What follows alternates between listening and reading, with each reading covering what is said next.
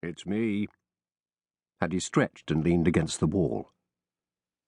Pauline was a silent girl who once wept at a film about the effects of pesticides on butterflies, who wanted to redeem Auburn with her love. Now she laughed. "I've been phoning you all morning," she said. "Didn't your brother tell you?" "Listen," said Auburn. "I'll be at your place about 8, and replaced the receiver. Harold didn't return till after 6, and Auburn was almost asleep, his head pillowed on his forearm. There were no customers. Auburn's only sale was American Bitch. "Those American mags," said Harold as he emptied the till of £15 and a handful of silver, "are good." Harold's new leather jacket. Auburn fingered it appreciatively. 78 quid, said Harold and braced himself in front of the fisheye mirror. His glasses flashed. "It's all right," said Auburn. "Fucking right it is," said Harold, and began to close up shop. "Never take much on Wednesdays," he said wistfully as he reached up and switched on the burglar alarm. "Wednesday's a cunt of a day." Now Auburn was in front of the mirror examining a small trail of acne that led from the corner of his mouth. "You're not fucking kidding," he agreed. Harold's house lay at the foot of the post office tower, and Auburn rented a room from him. They walked along together without speaking. From time to time, Harold glanced sideways into a dark shop window to catch the reflection of himself and his new leather jacket. Little runt. Auburn said, "Cold, innit?" And Harold said nothing. Minutes later, when they were passing a pub, Harold steered Auburn into the dank, deserted public house, saying, "Since you got the clap, I'll buy you a drink." The publican heard the remark and regarded Auburn with interest.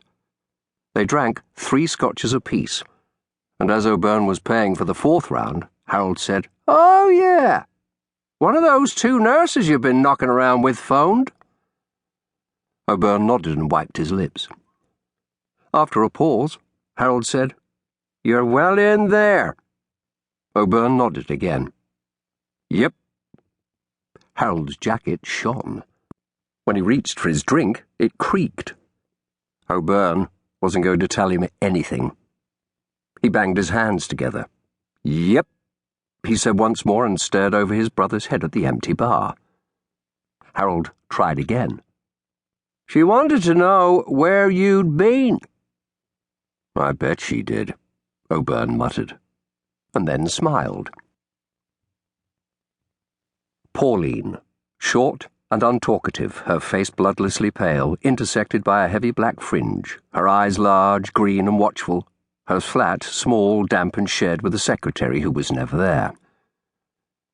Auburn arrived after 10, a little drunk and in need of a bath to purge the faint, purulent scent that lately had hung about his fingers.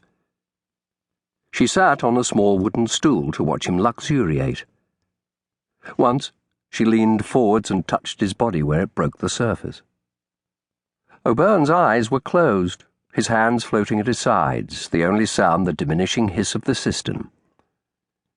Pauline rose quietly to bring a clean white towel from her bedroom, and Auburn didn't hear her leave or return. She sat down again and ruffled, as far as it was possible, Auburn's damp, matted hair.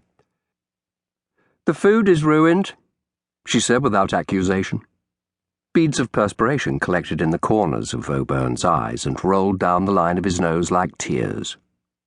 Pauline rested her hand on Auburn's knee where it jutted through the grey water. Steam turned to water on the cold walls. Senseless minutes passed. "Never mind, love," said Auburn and stood up. Pauline went out to buy beer and pizzas, and Auburn lay down in her tiny bedroom to wait. 10 minutes passed.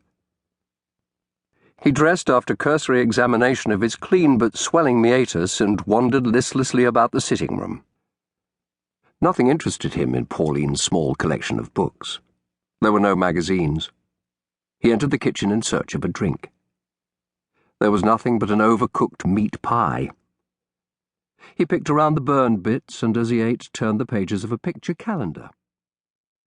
When he finished,